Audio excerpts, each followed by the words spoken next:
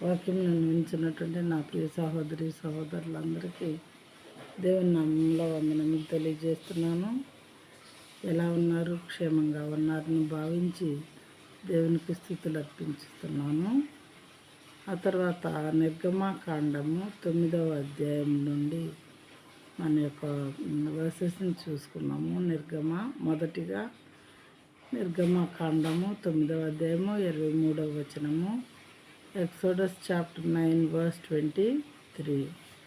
Then Moses stretched out his staff towards heaven, and the Lord sent thunder and hail, and fire ran down to the earth, and the Lord rained hail upon the land of Egypt.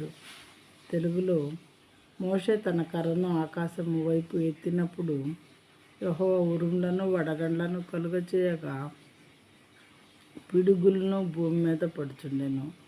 యెహోవా ఐగుప్తు దేశము మీద వడగండ్లు కురిపించాను.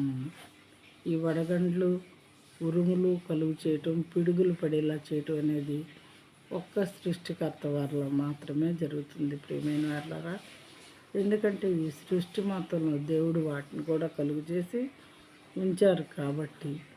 అయితే యోబు గ్రంథంలో మరి 38వ వచనంలో దేవుడు ఇంకొక మాట ఏం చెప్పారంటే వడగండ్ల గురించి.